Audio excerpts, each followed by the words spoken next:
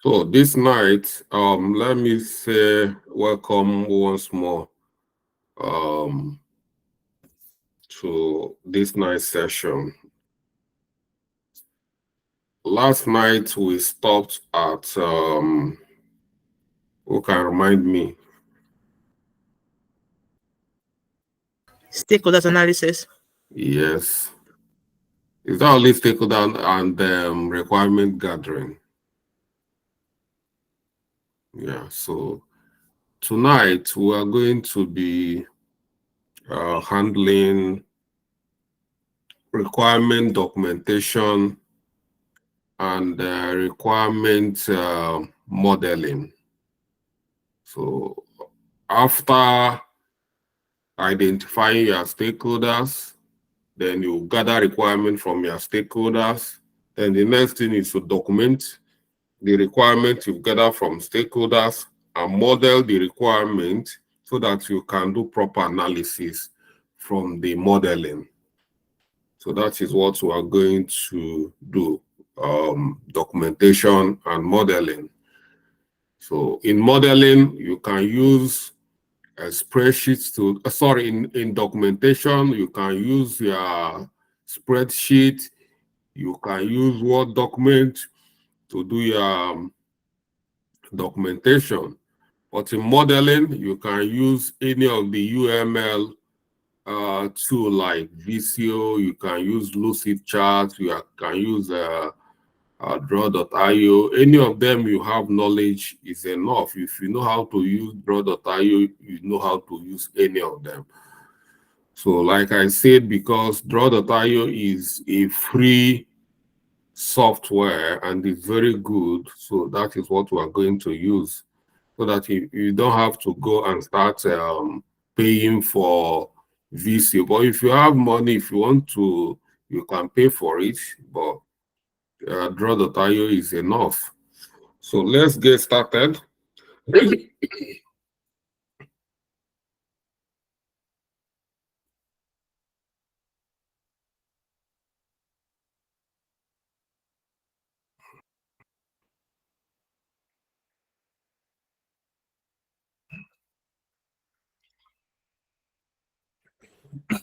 So just like I said that after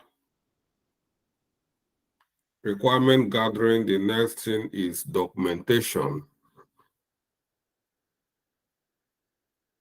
So the main purpose is to have a detailed project requirements well documented for clear understanding. So you need to, your requirements need to be professionally documented so that anybody seeing it can understand what the requirements, what they're all about. So the approach is you can use a structured template. Some organizations, they have a template they use for that.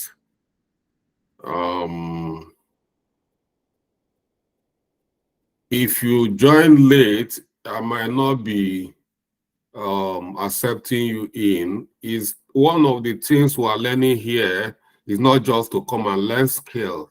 You learn to be disciplined. You learn to join before the meeting starts. Not when the meeting starts, you come and start knocking on the door for people. That is unprofessional.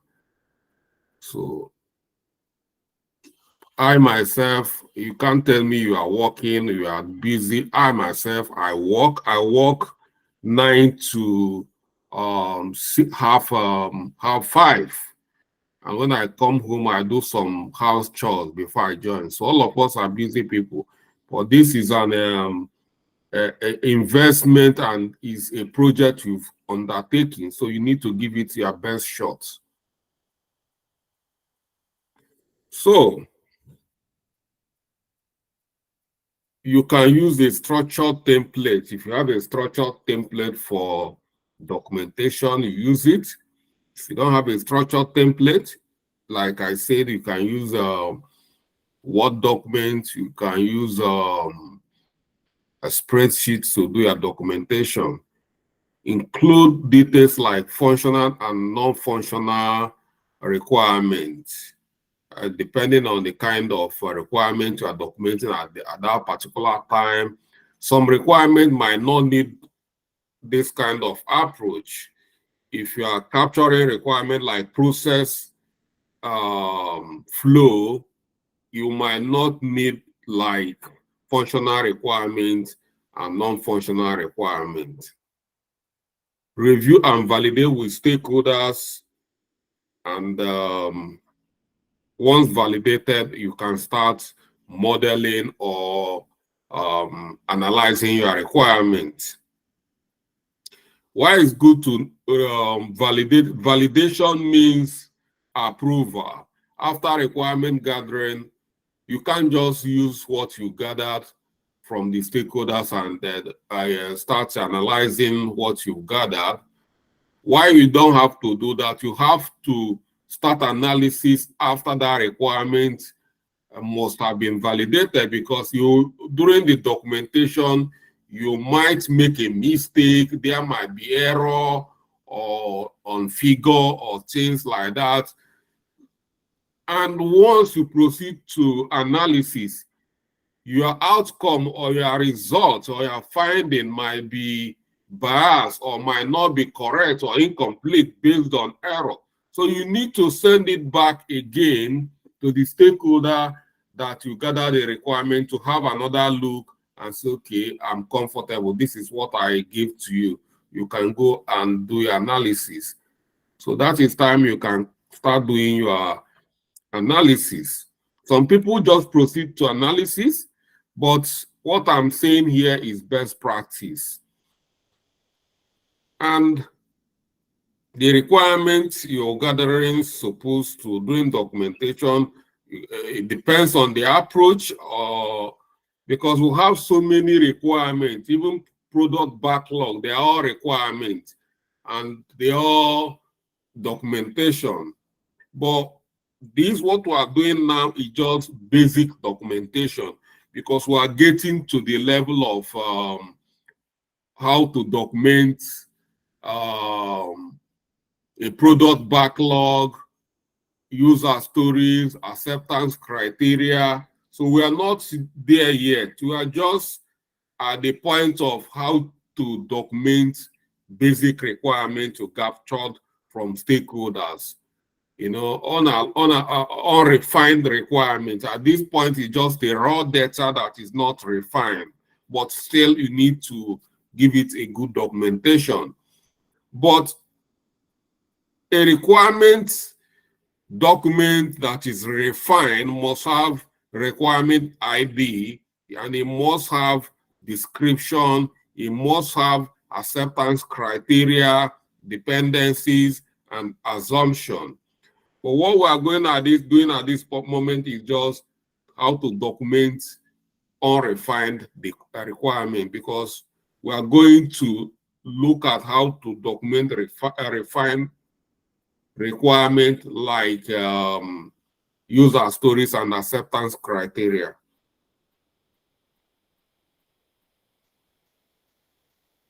So now this is a functional requirement. This is a refined requirement, how it look.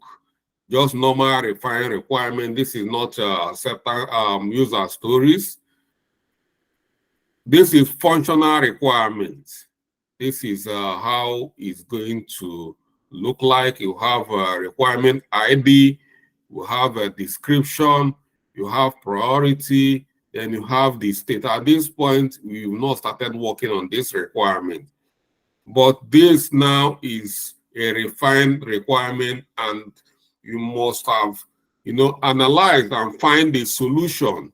So this is based on a solution. Now you find out what you are going to, the value you are going to add to the system through this requirement. You can see this is email integration. So in a CRM, you've seen that you want to integrate email within a CRM, social media integration. You've known that you want to integrate a CRM. But before this, you must have refined this requirement. But at the point where we are now, we've not done any refinement. We're just capturing requirements. So what we're talking about, how to document raw requirements. And that is what is going to take us to the kind of requirements we are going to look at. So this is the kind of requirements we are in at this point, just capturing raw requirements. Now, I'm going to use this example to drive this point home. The process here is that, or the challenge here is that in a real estate firm, there is complaint for boiler, defect boiler. A tenants are complaining that it is taking too long to fix a defective boiler. You know, some of us that lives in cold environment like temperate region like UK or Europe know that it's very difficult. Everything we are doing in our household is revolving about boiler, you know, gas, boiler. So if you have a boiler problem, is a very serious issue. They give it serious attention here in UK, because for instance, now in UK we have minus degrees, it's very cold and things like that, and you have kids at home. This can be serious matter. So when we have defective boiler, the real estate firm managing those estates try as much as they can to give it a best shot in order to fix this problem. But this company, there is a big backlog of issues like defective boilers. So, and that is what we are trying to look, how do we fix this problem as a business analyst? Now you are a business analyst, they hired you to look at this issue, the issue of big backlog in fixing defective boilers in real estate. Maybe this real estate firm is managing a lot of council house, so many of them, and now is winter, people are calling, complaining, my boiler spoiled, my boiler is not boiling, a lot of problems. It can be frustrating. Now they hire you as a BA to fix this problem. And then you go about gathering the requirement. What do you do? What you try to find out as a business analyst is, what is the current process of fixing a boiler? Before you can solve the problem, you need to understand what is going on at this point. You need to look at the stakeholders or the process owner who is managing this boiler or who is managing incidents, because this is a very big incident. How does the company resolve these incidents? To resolve these incidents, there is two ways of resolving these incidents after capturing the process. You can use a tactical approach, or you can use what we call strategic solution. Strategic solution is long-term solution. Tactical solution is short-term solution. So for now, we are just looking at how do we capture requirements, document this requirement, and apply the quick approach. Then we'll start looking at the long-term solution. This is the documentation I've put for this boiler. Now you meet the process owner who have been in charge of boiler or incident management. You ask, how do you do that? So during the process, we find out that the first step is that you can see the way I put this.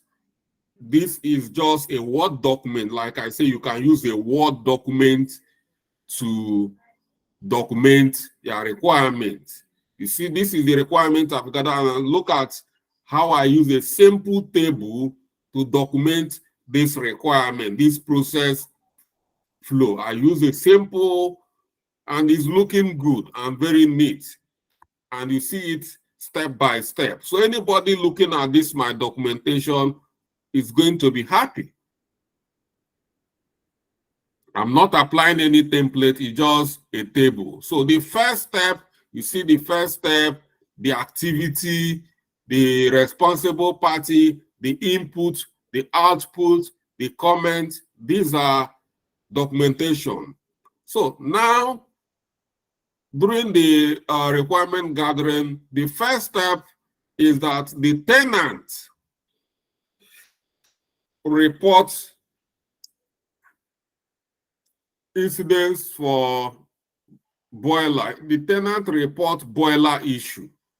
Who is responsible party here is the tenant. The tenant.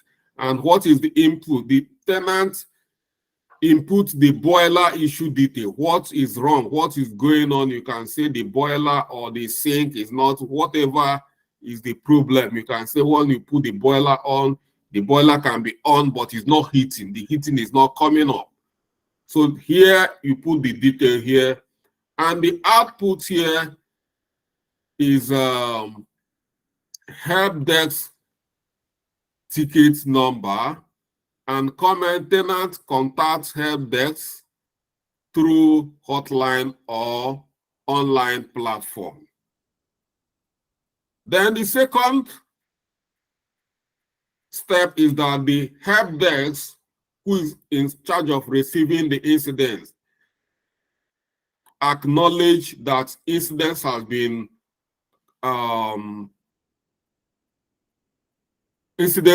logged. They've received the incidents about this defective boiler from this tenant. And who is in charge, who is responsible party here? The person is help desk staff. And what is the input? Contacts, tenant's contacts, and issue detail. Output, help desk tickets with issued number, with assigned number. Then the comment here is help desk log the complaint and assign a unique ticket number to these incidents. And then the next thing here, the number 3 activity is help desk contact landlord. Who is the responsible party here? Help desk staff.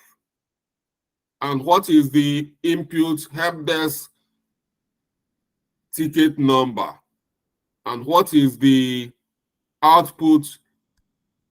Notification to the landlord about the reported boiler issue. And what is the comment? Help desk inform the landlord about the reported issue. This is how you are capturing the requirement. Now you are beginning to understand how they are resolving their incidents. This is the way they are doing it, and still they have a problem. Then the number 4 activity is landlord gives approval. Who is responsible party here? Landlord or the property manager. Then notification, that is the notification of reported issue, that is the input. Approval or denial of assessment or repay, that is the Output, landlord review the issue and approve or denies the request. Then number 5 activity, this is a process flow, is assessment and technical assignment. Here, who is the responsible party? Help desk staff or the technician. And what is the input? Landlord's approval, and the output, technician assigned for boiler assessment. And the comment, technician is scheduled based on urgency and availability. Number 6, technician assess the boiler. So the technician then move to the boiler, and who is the responsible party? Technician. And the input is boiler assessment and finding, and the output is assessment report. And then the documented comment is technician identify the problem and report finding. Then here, cost estimation and landlord authorization. Then technician is the landlord is the responsible party here. Assessment report, cost estimation, authorization and repair. That is the output. Then the comment here is technician provide a cost estimate, landlord authorize repair. Then number 8, repair planning and execution. The responsible party here is help desk staff stroke plumber. Then authorization for repair, the help desk do the authorization for repair. And then the technician, that is the plumber, schedule repair date and date. Help desk schedules the repair based on plumber's availability. And again, number 9, plumber visit the site and execute repair. The responsible party is plumber. The input is schedule repair date and time. Output is repaid boiler. Documentation is plumber executes or comment is plumber execute authorized repair based on the assessment. And then 10, spare parts procurement. The party here is plumber. Plumber, that is the output here is identification of spare parts needed. The plumber request for spare parts. Plumber identifies needed spare parts, contact the store manager. Then number 11 activity is spare parts acquisition. Store manager is the responsible person, and the output is request for spare parts, and then input is request for spare parts and output is acquire spare parts. Then store manager procure necessary spare parts. Then number 12 activity is repair completion. The responsible person is plumber. Output is acquire spare parts, completed the repair, that is the input. Plumber completes the repair using the acquired spare parts. Then number 13, quality check and tenant notification. Plumber stroke help desk is the responsible party. Complete repairs, that is the output. The input is tenant. No, this is the input. The output is tenant notification of repair completion. And plumber perform quality check. Help desk notify the tenant. And 14 is documentation and follow-up. Help desk staff and technician do some paperwork, the repair documentation, follow-up inspection plan, and documentation of repair scheduling, follow-up inspection. So now you will see all the process it takes them to repair a boiler unit when there is a breakdown within any of the housing estates. And this takes a lot of time. You can see is really long. Before all this protocol, you see there is so much protocol, bureaucracy, a lot. They do this, they pass over to this, you did this, you check. A lot of paperwork before the repair takes place. And that is why they have a lot of queue. They have a lot of backlog. So you are the business analyst. These are the kind of solution or the kind of problems you will be invited to solve, more especially if you are going to be working within real estate as a business analyst. You need to provide solution. Looking at this, what we are looking at is waste reduction. How do we reduce the amount of time it takes to do this? Because it's taking a lot of time. So that is what we are going to do, which will mean we need to apply Lean. Lean methodology is what we call for. Lean is for waste reduction. So we need to reduce waste in the process. Waste, what kind of waste are we trying to reduce? Waste of time. So that if it's taking, like, as you can see, this is taking up to 1 week for the repair to take place. And that's why they have a lot of backlog.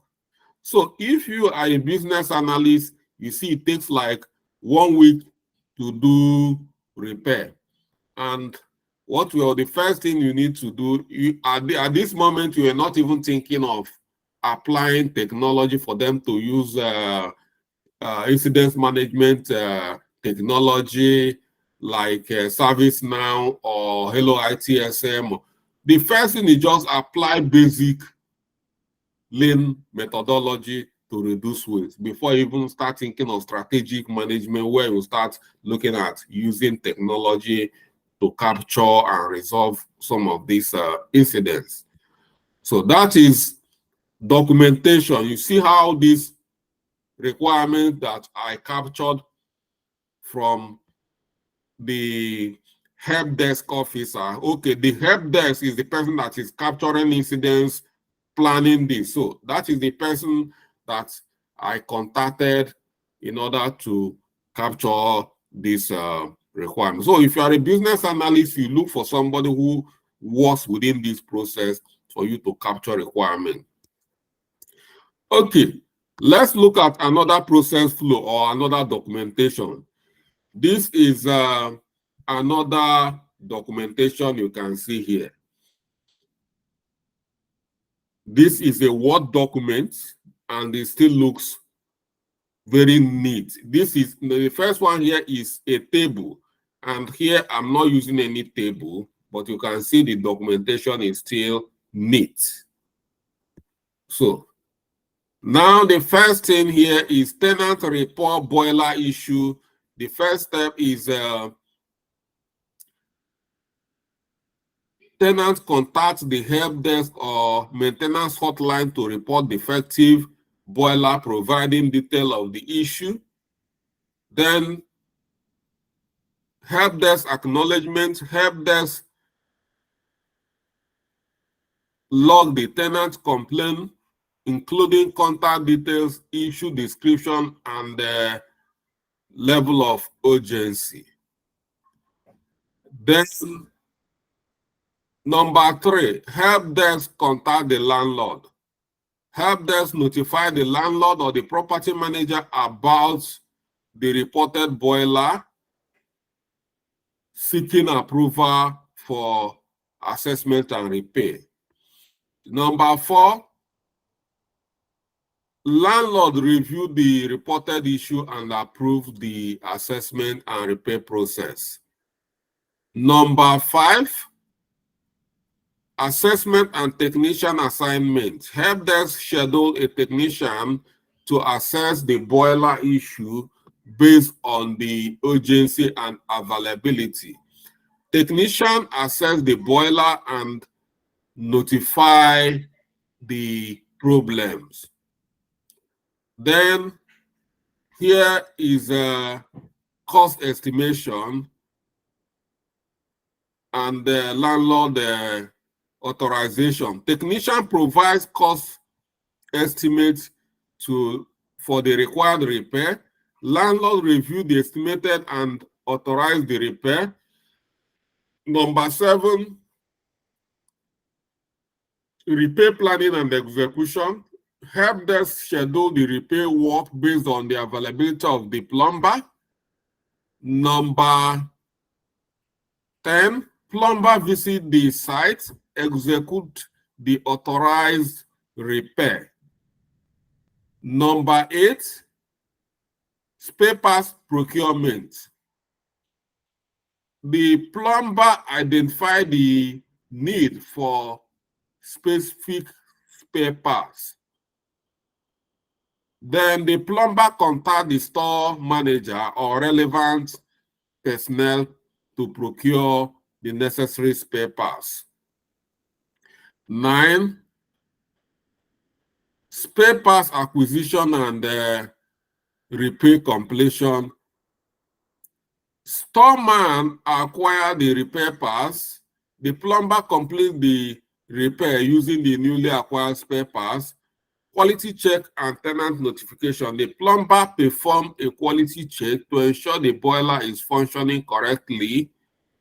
Number 10B, help desk notify the tenant that the repair are complete and provide any additional instruction or procedure. And 11, documentation and follow-up. Document all repair activities, including spare parts used and work performed. Then the help desk conduct follow-up inspection to ensure the long-term functioning of the boiler. You can see here I applied 2 documentation process here. One, I used a table. The other one, I just used a normal process flow for the documentation. And you cannot tell me that this documentation is not neat. So that is a documentation. Everybody who is seeing this should be happy. I've not used any process flow. What I use here is just simple Word document for my documentation. So now, this is just documentation. This is not analysis. I've not done any analysis. I just captured the process, how they are. This is what we call current process. I just documented the current process of defective boiler repair process. Now we've seen how a documentation goes on. This is the requirement I captured from the help desk. Now I've done the documentation. The second thing is now to do the modeling. After the modeling will help me to carry out analysis, and then find out ways to reduce waste within this lengthy process.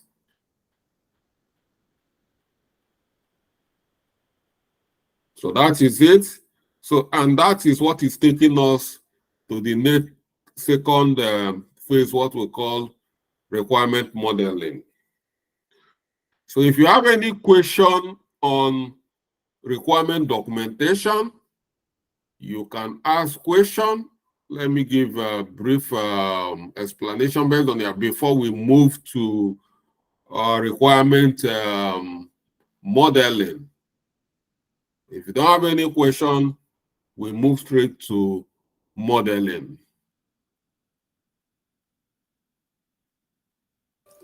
All good from me.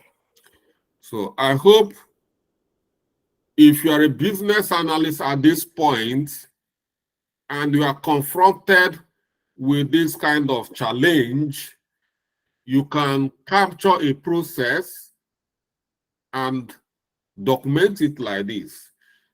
Because if you go to so many organizations, they are facing this kind of challenges. And that is why there is high need for people called in business analysis or business analysts. There are some part of business analysts, their job is business process analyst. In a short, they call them process analyst. All they do is documenting processes and identifying ways to reduce waste within the processes or improving on processes. And that is what you are going to be doing a lot. In retail, they do this a lot, process management. In supply chain, retail supply chain, real estate, you can see what we are doing here is handling issues or incidents within real estate. If you go to hotels, you have issues like this. For instance, the process of checking in and checking out is a process.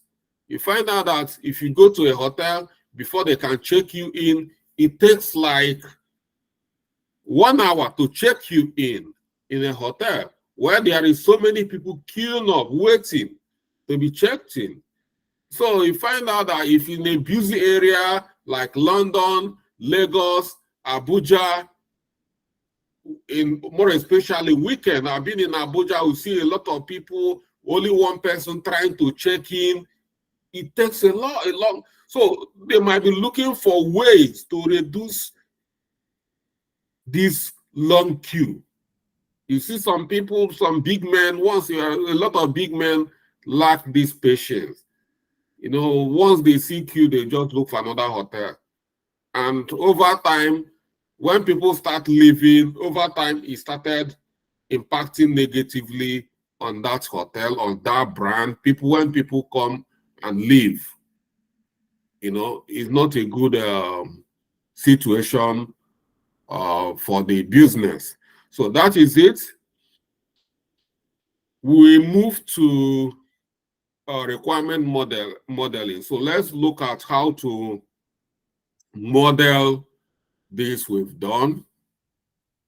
So requirement modeling is, like I said earlier, is visual representation in a process flow or flow chart.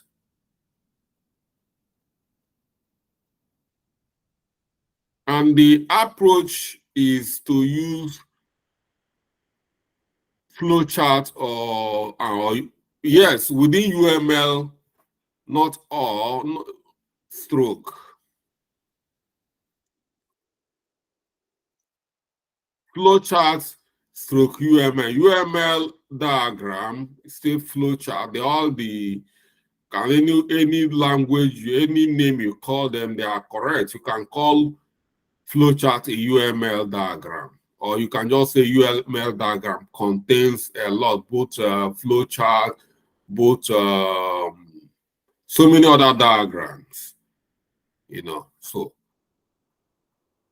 And we need to collaborate with stakeholders. After modeling, you need to equally present your model to, as a matter of fact, these are what the stakeholders are looking for.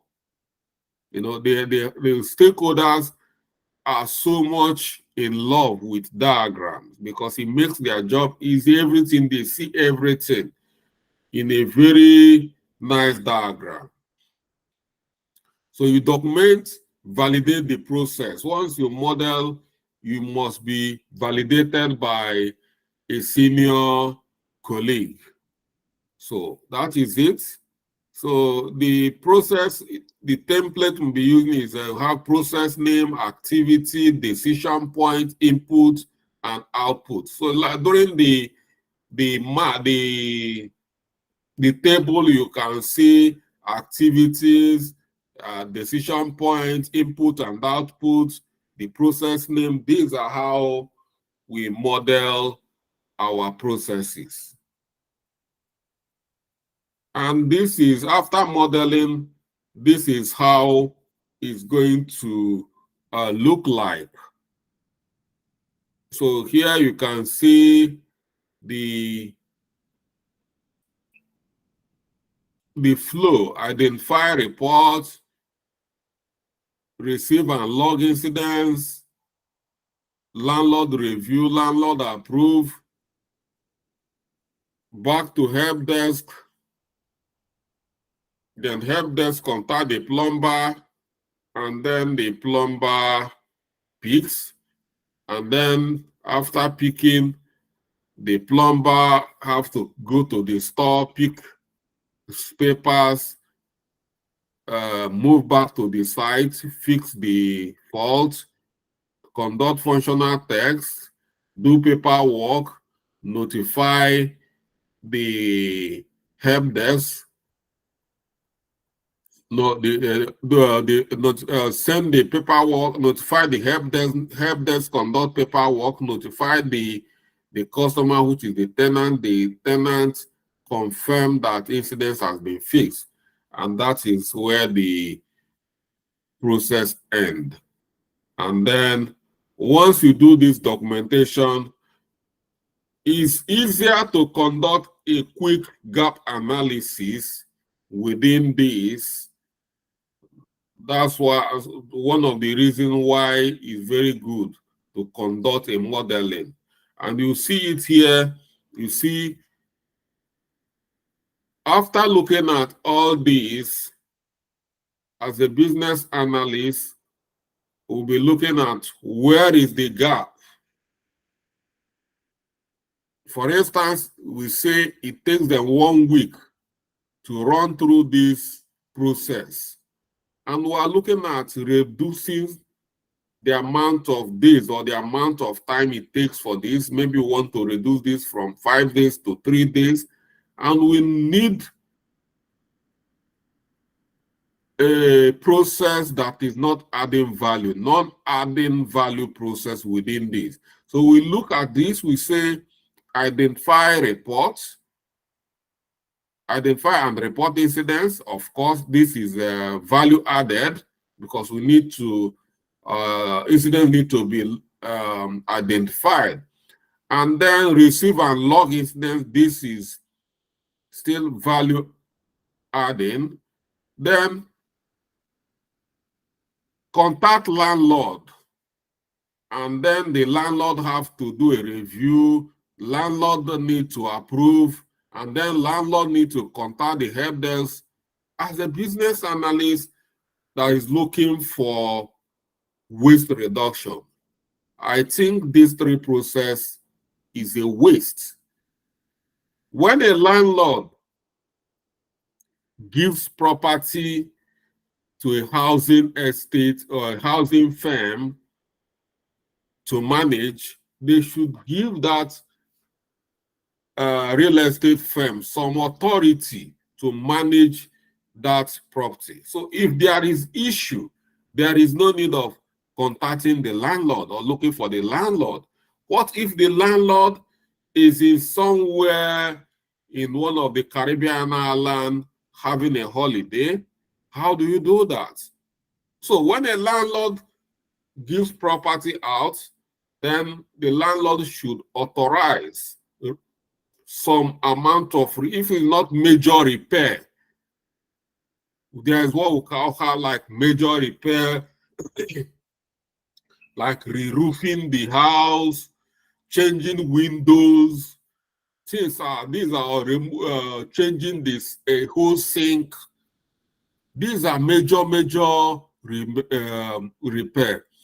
But issues like fixing boilers, fixing electric, some of these minor issues, the real estate should handle that.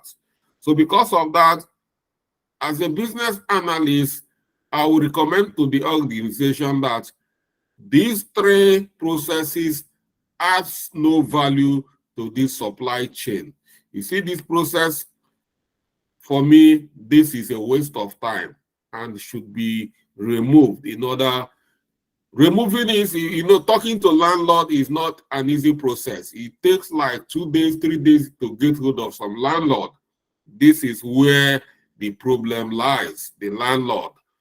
So we remove the landlord. Once you remove the landlord, it should be, once the housing estates or housing, the firm, because the help desk here is the person representing the firm.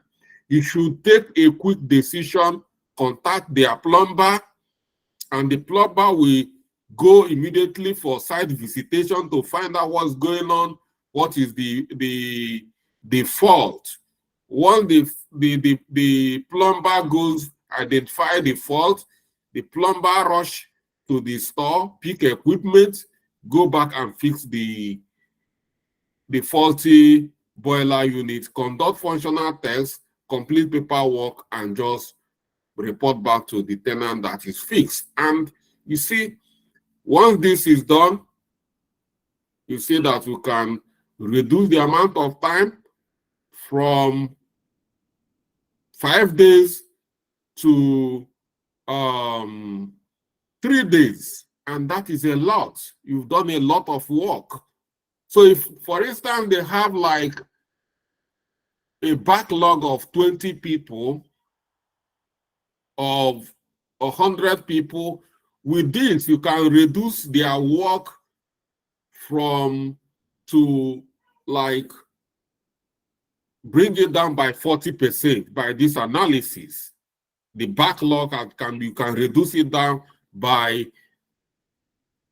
40%, and that is huge money that you are saving the organization. You're saving them 2 days per week. That is a lot. So this is how you add value. So what I've just done here is quick gap analysis. I've done the analysis and find out the gap, how I can reduce this by removing the landlord from the supply chain, and you see the process will be improved. Once this is done, you bring us to what we call to be. This is where how we want it to be. Now you can see here we've removed the landlord, and is now from help desk to plumber, and plumber to storeman, and that is it. So that is how we quickly remove the gap within the system. So going back to our documentation, what we need to do is to create this.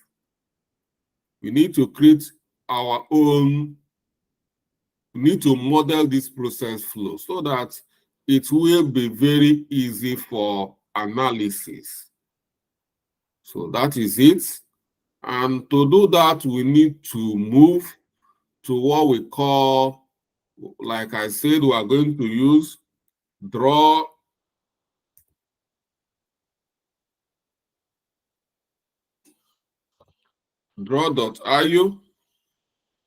So you can see I've gone to my browser and I type draw.io, and I'll click here and it will load. So it will load here, but if you are just using it for the first time, It's very easy for you to just pick it. The only thing is that it will ask you for you to pick where you need to save your work.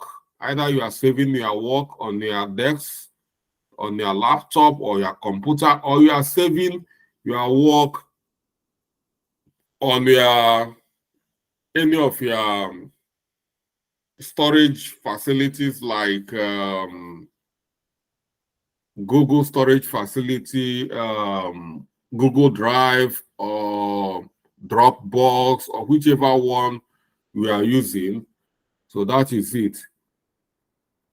So this is draw.io. I've opened a clean canvas. You can see here, I'm not going to use a template. So what I will do is to use this from the scratch. So, and what are we going to use to do this? You can see that this is a cross-functional activity. Look, let's go back to this. You see, is a cross-functional activity. So it's not one person that is doing this. If, for instance, if just like the help desk will send email and do this and do that one, but here you see that we have the tenant here, which is the customer, and we have the help desk, we have the landlord, we have the plumber, we have the store person. How many people here? 1, 2, 3, 4, 5. We call it cross-functional activity because we cross while performing this work, you have to collaborate with different people in order to do it. So that is why we are going to use a process called swim lane. Swim lane. Swim lane, these are the swim lane. You see all this line, they are lane. Everybody is on their lane. So we have a use swim lane. You see how you cross from one lane to another lane to another lane in order to perform your job. Or within this process, you see, so it's not gonna be just a plain process or flow chart. So to do that, we need to come here and look for a container called swim lane or cross-functional container. So you can see here we have general container. All these shapes you can use. These are so many shapes we can use from here. We have general. So if I want to use any of these shapes, all I need to do is drag the shape to the canvas. So now, looking at this, I cannot see what I'm looking for in this canvas. So you can come here and type what you are searching for. You can say cross-functional. Let me see if I can get it from this, from search.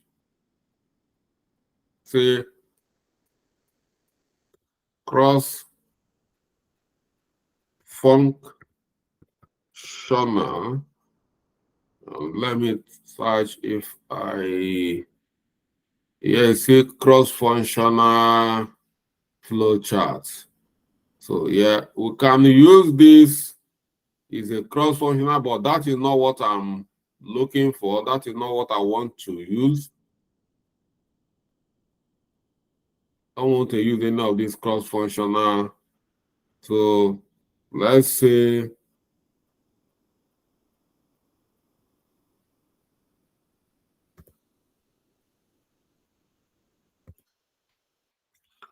let me search again. Now I've typed swim lane, and you see we have so many shapes coming out under this swim lane. So let's be touching some to see this is not the container I'm looking for. This is not what I'm looking for. This is the horizontal container. This is not what I'm looking for. And I've seen this already. This is not what I'm looking for. Okay, you can see this. This is what I'm looking for. You can see again, these are swim lanes.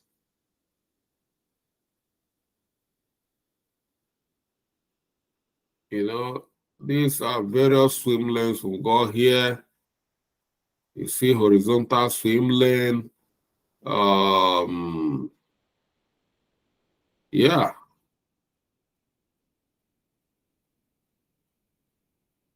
So what I have to do, I have to use one of these. So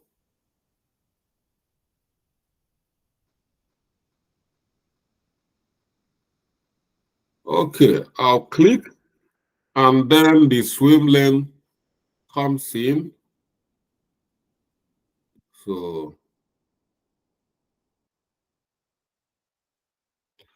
So here is the pool. This is where we need to type the title of what we are going to do here.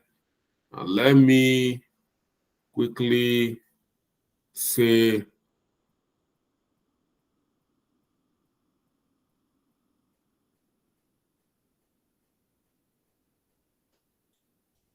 boiler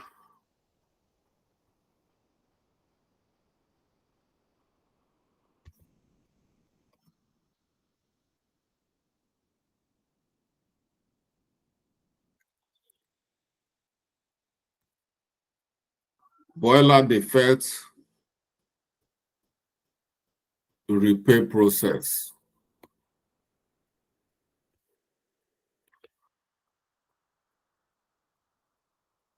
Go back to this.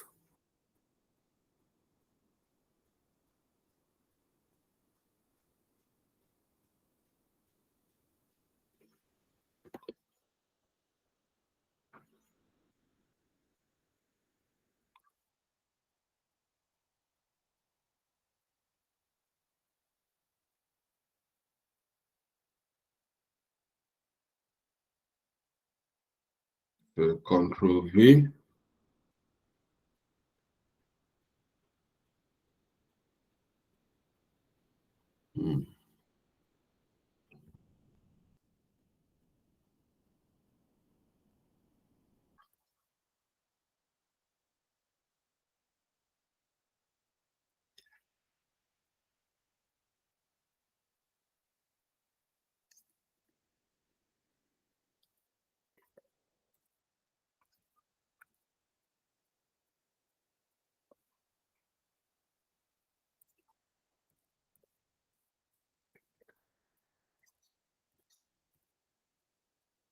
Process flow. So that is the title of this. So, and this is going to be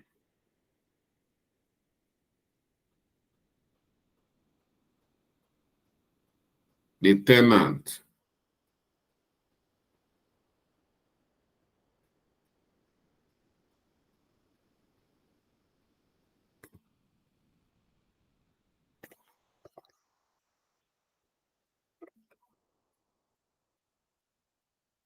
And then this is going to be the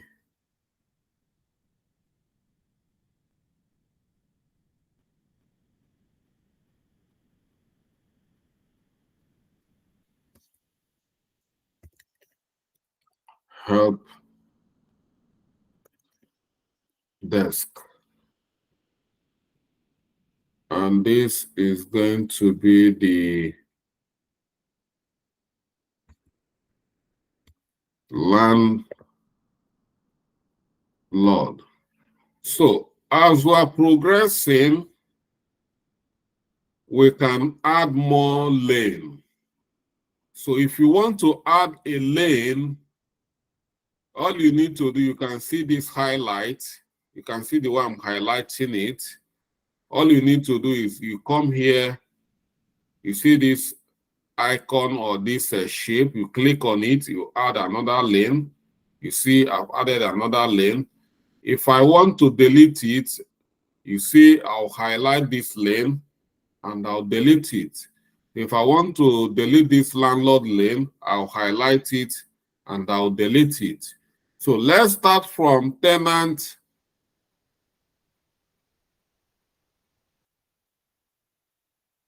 and help desk. So now we've got the swim lane, we can close this and then we can choose shape from here, or let's look for other these things. You can see here, all these are shapes. So let's explore it a bit, being that this is the first time.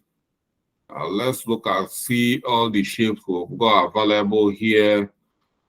So you see under this advanced, you see a lot. You see all these swim lanes, they are here as well. And we have basic. Under basic, you see all the shapes here. And this is arrow. And this is flow chart. These are flow chart shapes. And this is entity relationship shapes. And then we have UML shapes as well. So these are shapes. So what we're going to do is that we're going to just use general shapes. From general shape, we start from here. We click this ellipse. It's going to be for start and end. We're going to use it for our start and our end. So bring it here, say start.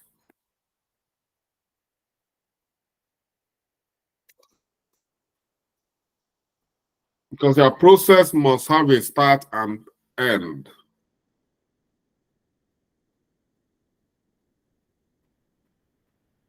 No.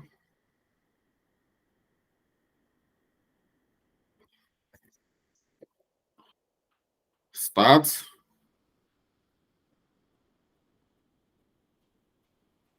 So now you can say I've highlighted this. You choose any of this shape. What we are going to choose is this rectangle. This rectangle is called a process. And this is what we are going to use. And this is called decision. This, we call it diamond. It's called, is a decision point. So we're going to use this because what we're doing here is process flow. So this is going to be the process container or process shape. So that is it.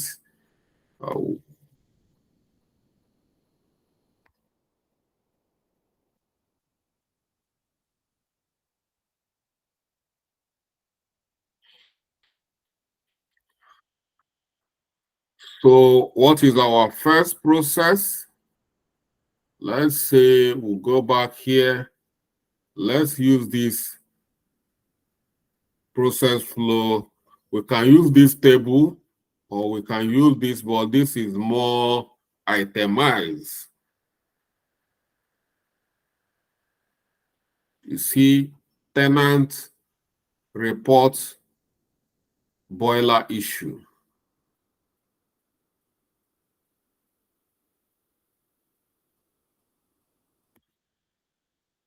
So that is it. Report boiler issue.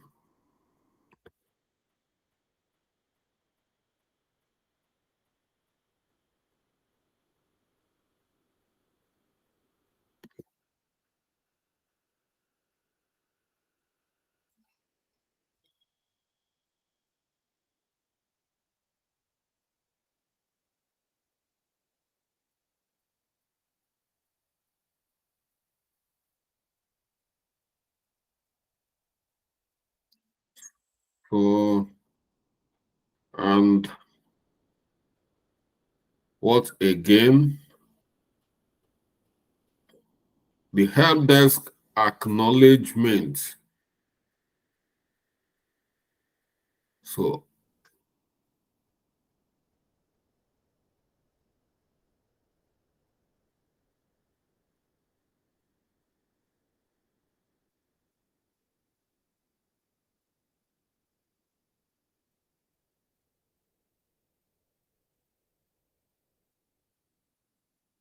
we'll say help desk log. I'm just picking, I'm not gonna be copying everything because I want it to be tidy. Help desk log the tenant complaint.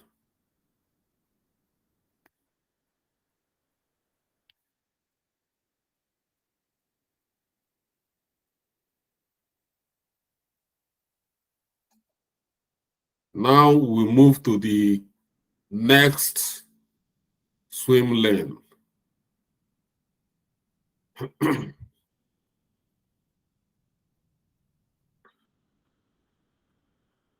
Now the help desk log the tenant's complaint. Okay, let's look at the next.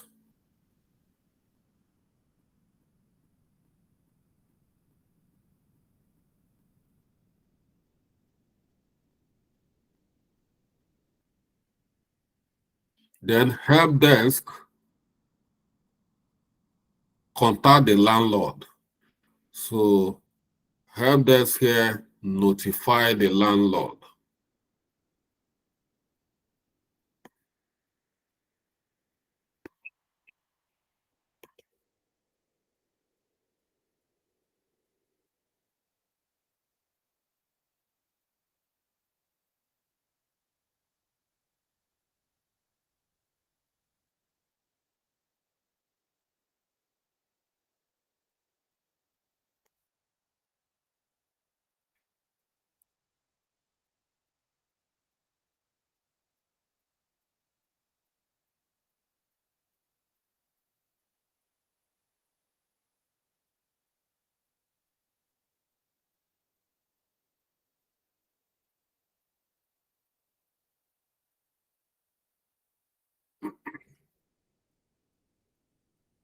Now we need to add another swim lane here.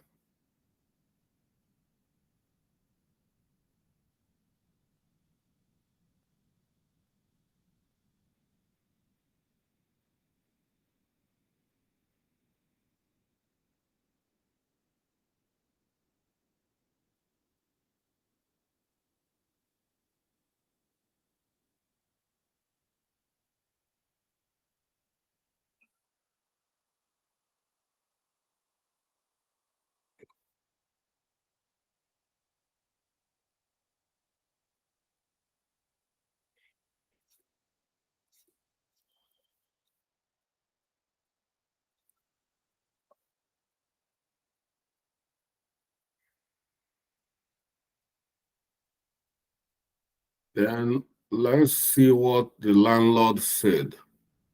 Landlord review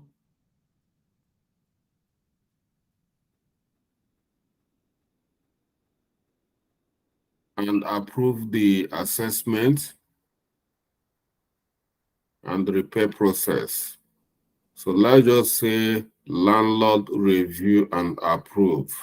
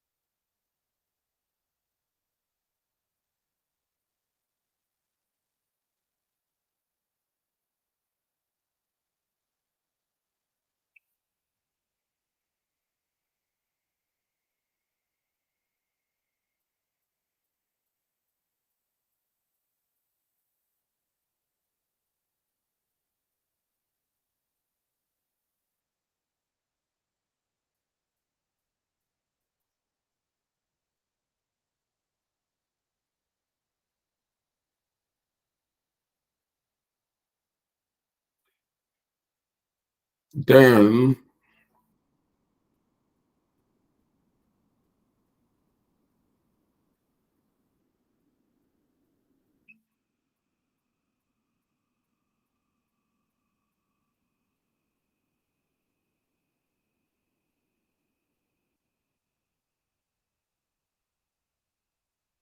the help desk schedule technicians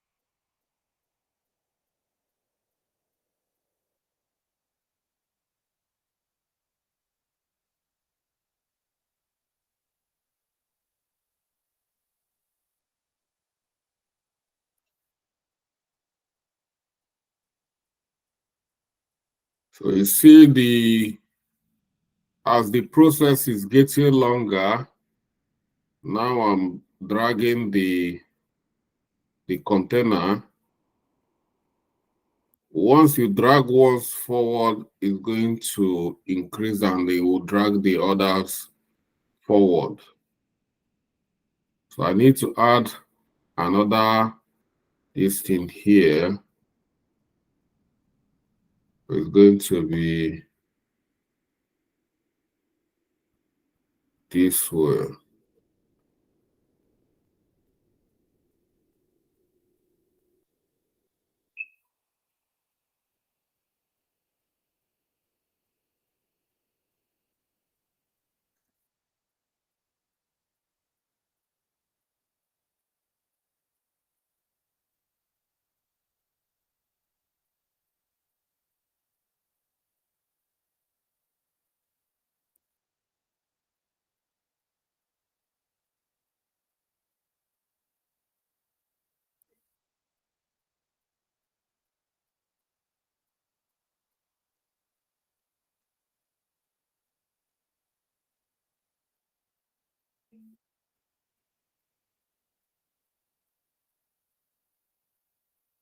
Then technician schedule, the desktop schedule technician to access the boiler. And let's look at the next item.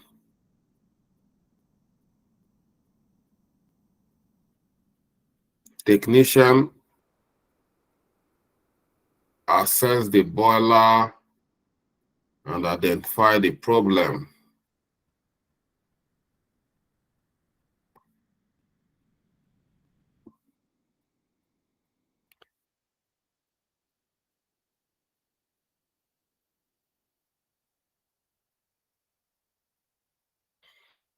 So now we need to add another swim lane for the plumber.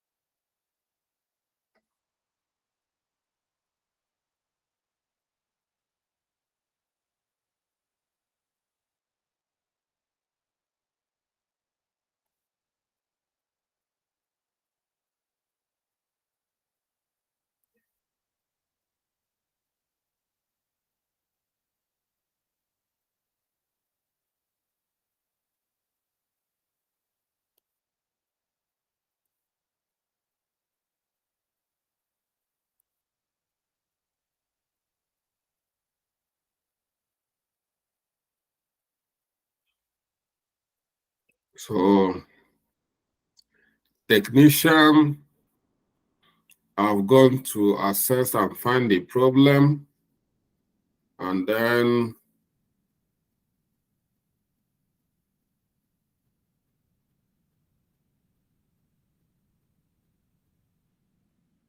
technician provide cost estimation.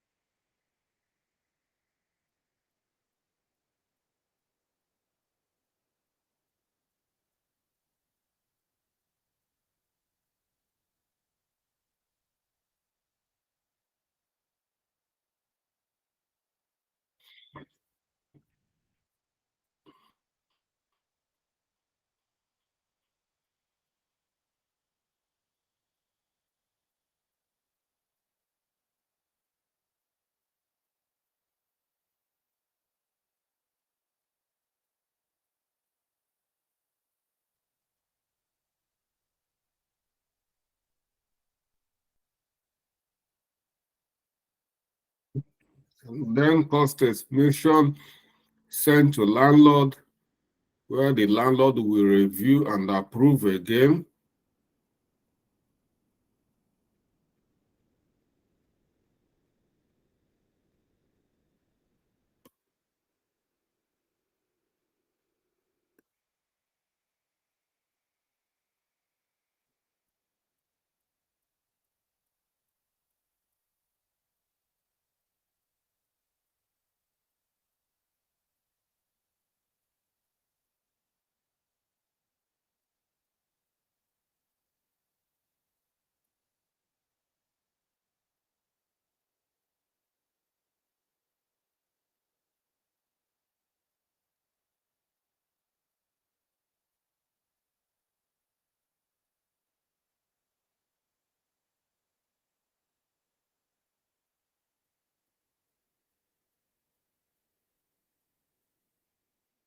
Landlord review and approve.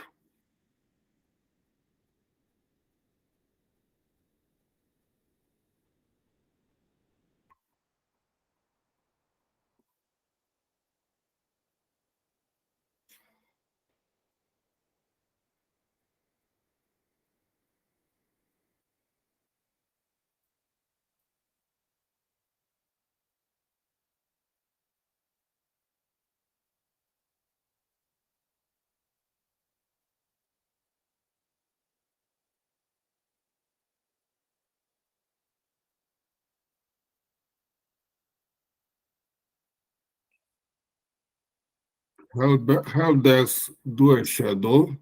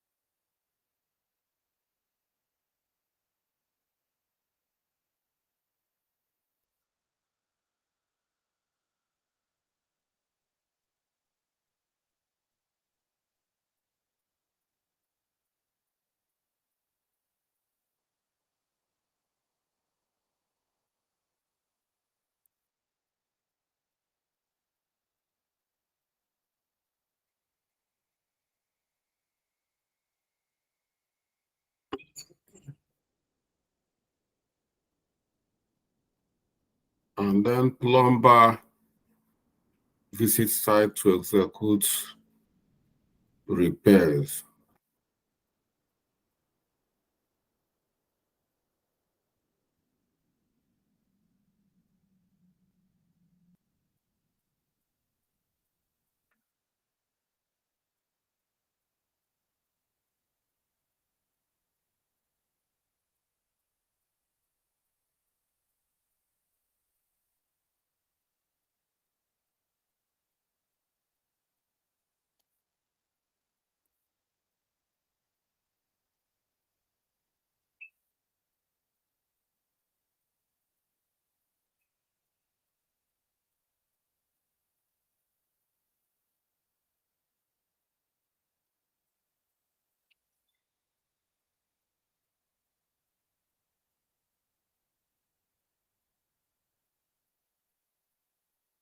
And plumber identify needed spare parts.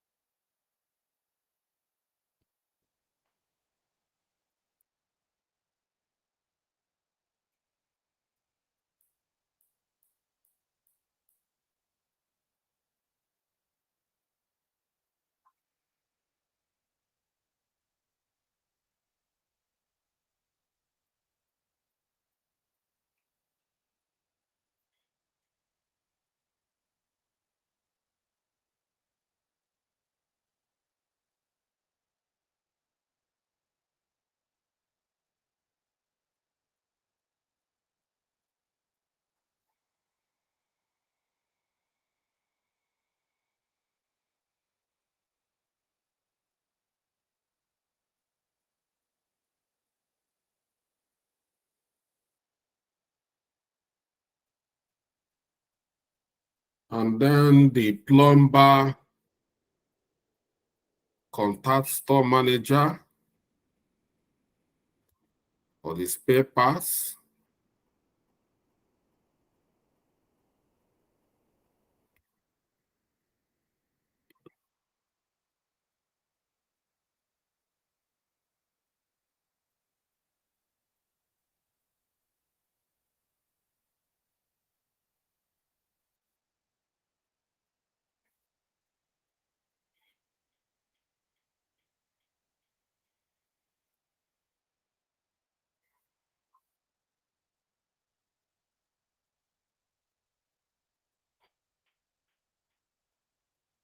Then we need another lane here for the storeman.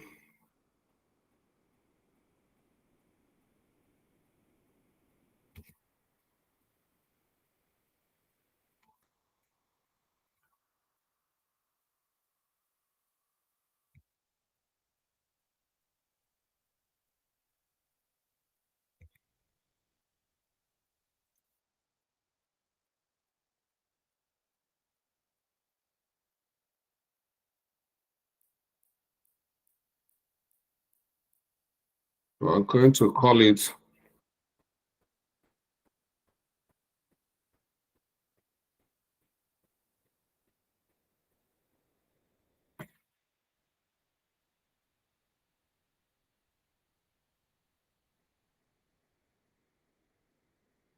out there.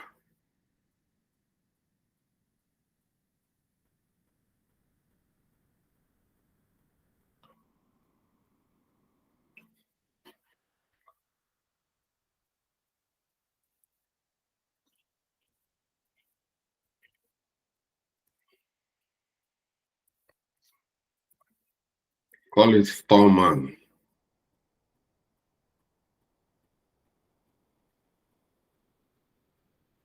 And this is Lumbar.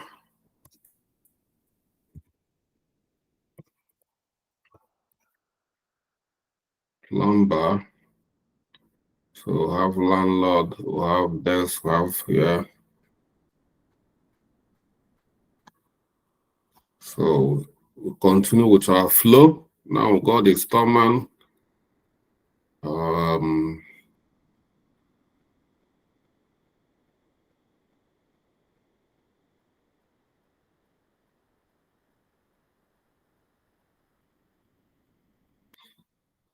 I see the flow is getting longer.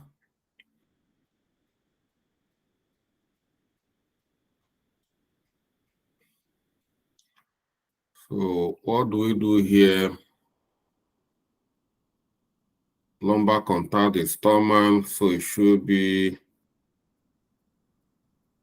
a process for a stomach. Stomach acquires these papers.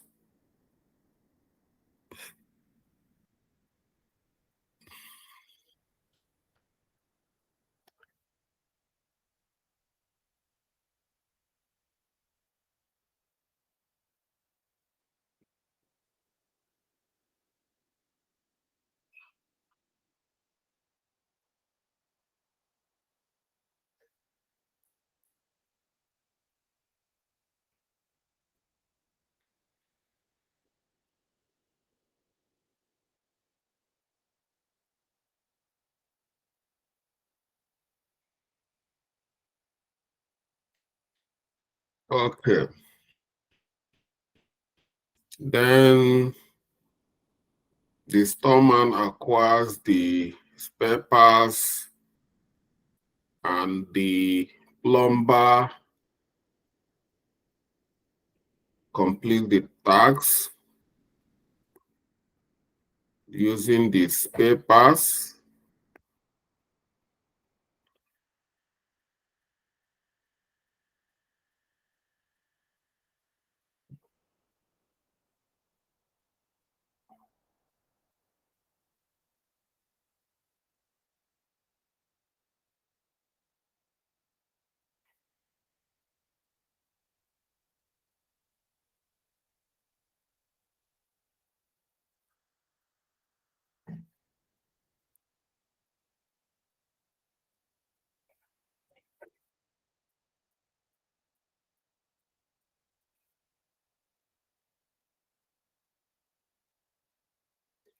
And then lumbar perform quality check.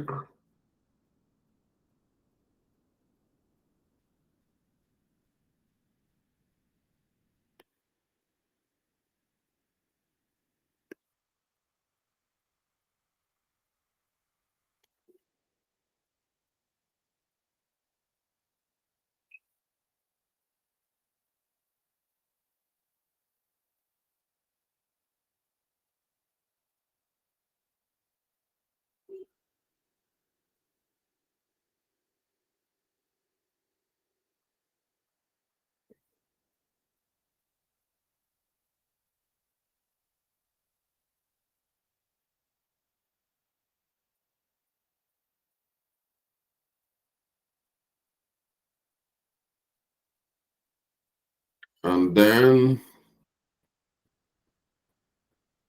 the help desk notify the tenant.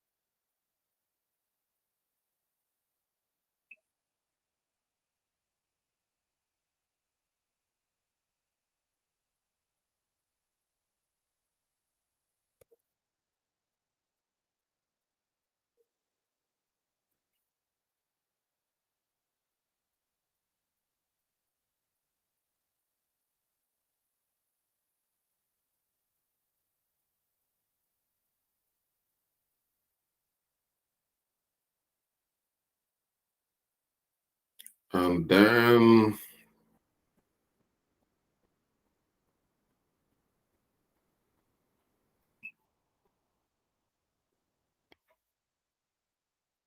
document all repair activities and including spare parts used.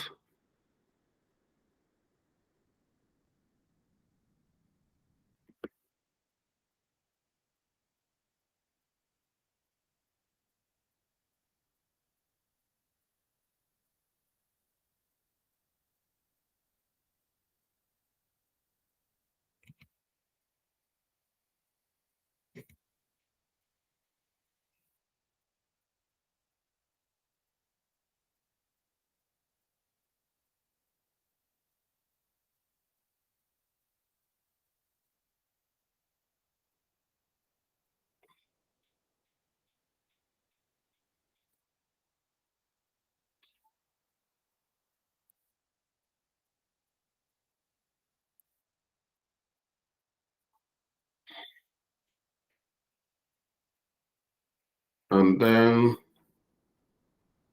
conduct a follow-up inspection.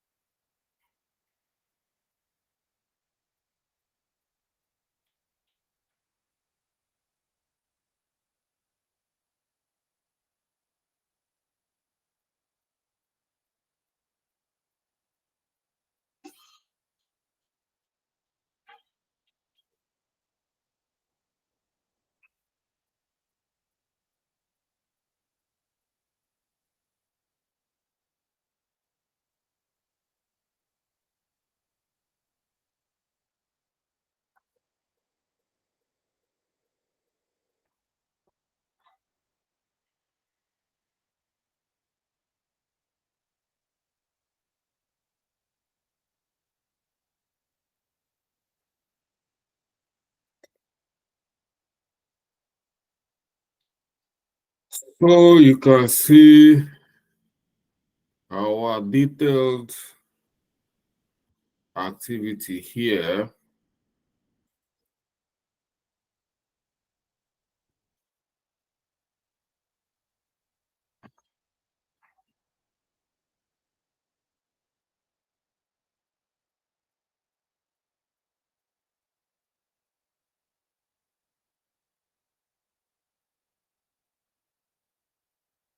Sorry, it didn't go.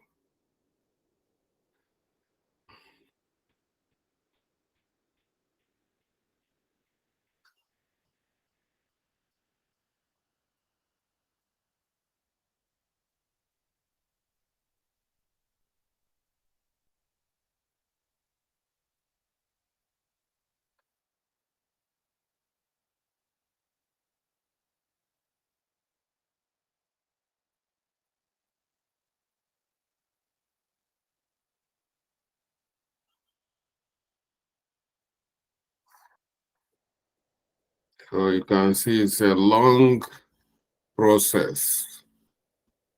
So I'm just reducing it for everything to come up.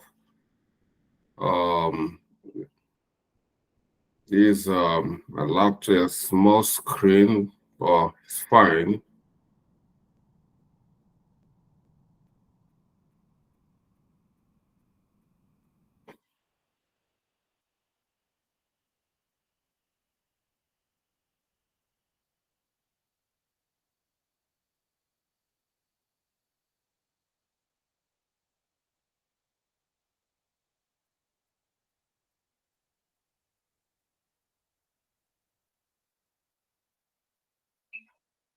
I'm changing the color of the processes. So I can be able to do a gap analysis.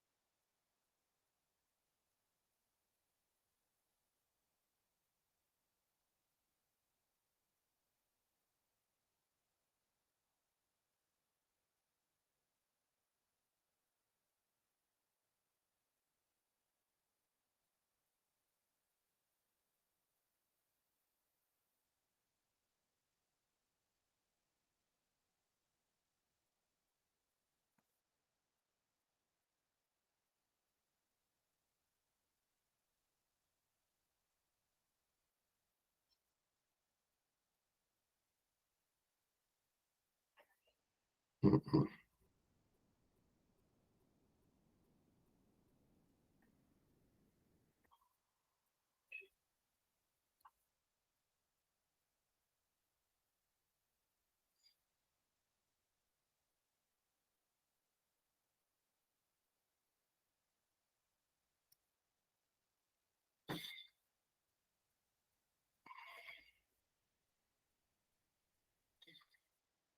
I'll add another table here for the control.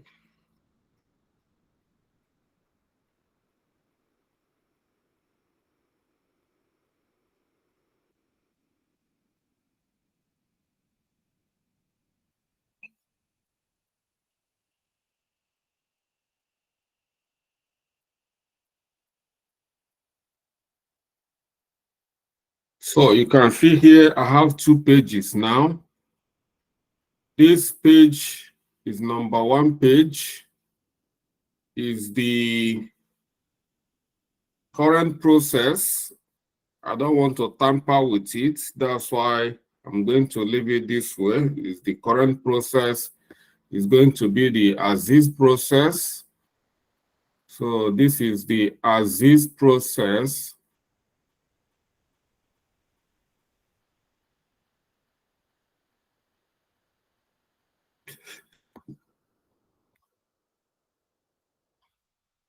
That is it. Aziz process. Then the page 2 here is going to be where I'm going to conduct the gap analysis.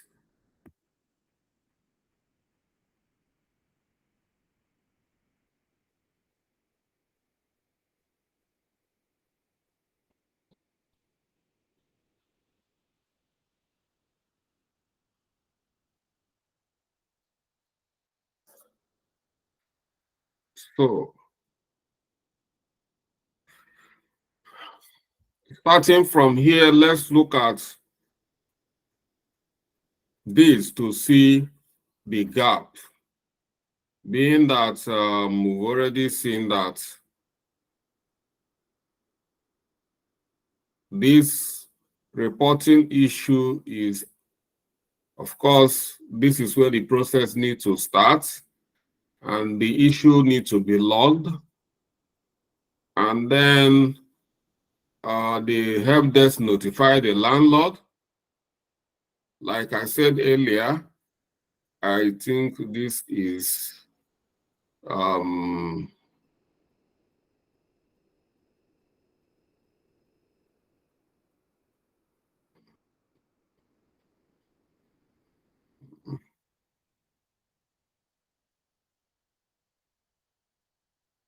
I'll use this one. So then, and then landlord review. Another issue that I do not like is not adding value here. And then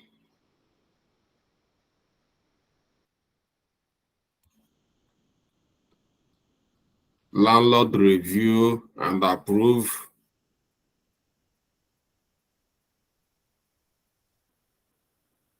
So for me, we need to get landlord out of this supply chain. And that's it. So these are the issues. We've been able to identify some gap within the process.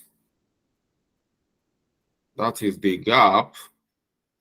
And by the time we remove this gap in this process, it's going to be an improved process. So all we need to do is we remove this. As a matter of fact, we need to just remove the landlord swim lane from the process, and we'll have tenant, help desk, plumber, and storeman. So that is how we should be. So, and that will give us to be. Let me just do it. I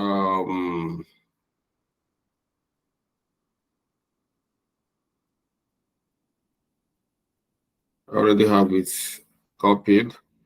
So I'll come over here and so this is landlord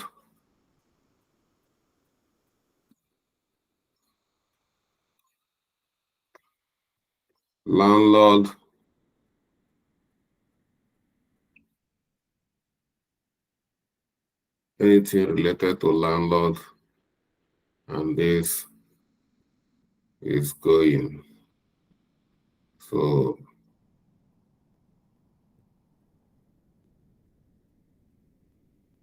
this is gone, and this is gone, and so the improved process is going to be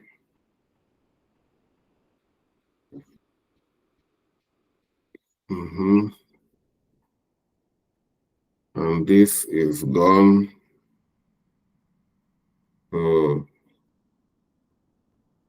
And this will be here. So this is our improved process.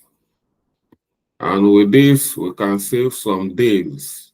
If like 5 days, this will give us now 3 days, because the landlord is removed from the process, and this become our improved process for this incidents capture and resolution. So we've done, that is the importance of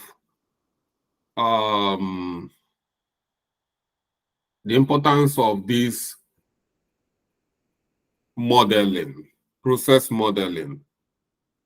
Instead of me coming here to speak long grammar, why we should have shown, map out the process, and everybody who's seen it, I've identified the gap, and I remove the gap from the process. So that is, so if I have my stakeholders with me, all I need to do is to pull my diagram and be telling them, walk them through the diagram. That is all I will do. And you see, they are going to be happy with my with my work because everything is clear.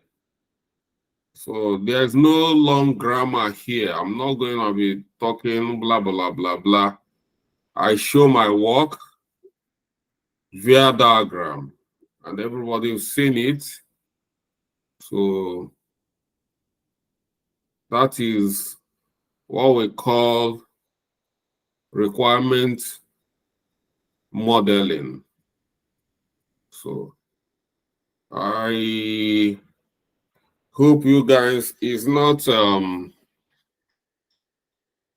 too difficult. So it just how many it did take me up to 1 hour to do this? I don't think so. So for that, I don't think it's a big deal. So after this diagram, we will need to export it. So in case you don't know how to export all this diagram, because all this diagram, you cannot leave it here. When you want to make presentation, you cannot leave it here. So all you need to do is go to, for instance, this page, you go to File, and you go to Export. If you like, you can export it. For me, it's better to export it in PNG image, so you can include it in so many other documents. If you want, you can export it via this image as well, or via PDF. But in my own, I'm going to export this in this PNG image, and we export. So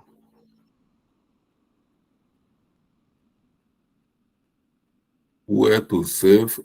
It's going to be saved on my device, or I'll just download it on my device. It's downloaded here. So, and I've got it here. So let's pull this into this. We insert.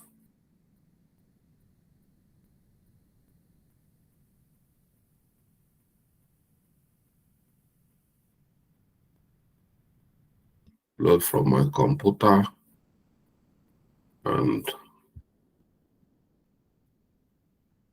it's here. So this is it here.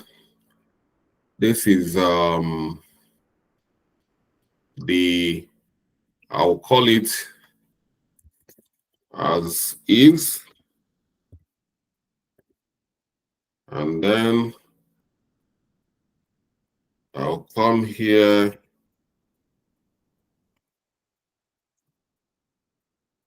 I'll say gap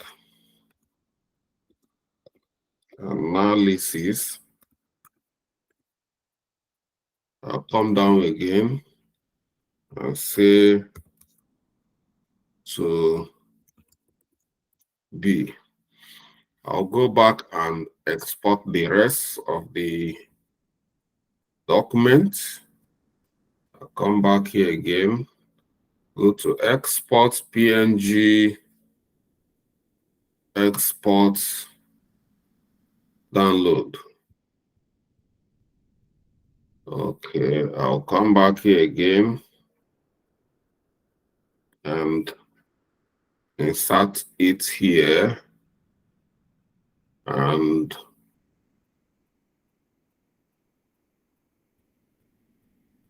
export.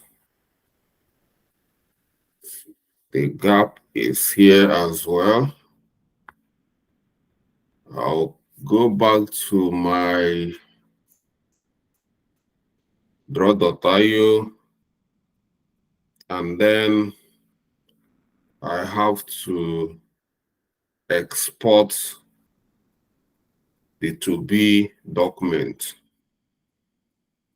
Export, download, and then come back here, and then I will insert it here again, and that is it. So you can see how I've done my documentation. So done documentation on my modeling.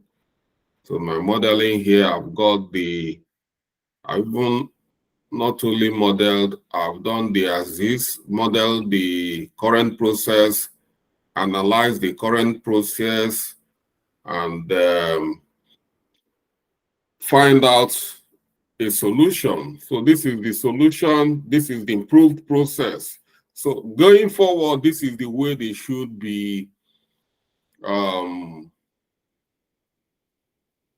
capturing incidents and resolving the incidents. So we have decided, before you do this, you need to discuss this with the stakeholders.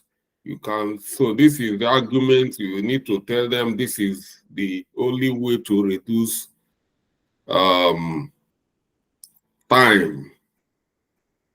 to reduce the waste of time in the process, get rid of landlord, and then you have an improved process. Okay. If you have any question, I'm here to take your question. Yes, sir. Thank you very much. My question is, what if you do a deep diving into each of the Shayo? processes? No questions Can for you hear me. me? Andy, Can you hear me? Hello, Charles. Can you hear me? it seems Andy is already sleeping. Can you hear me, Charles? Agnes?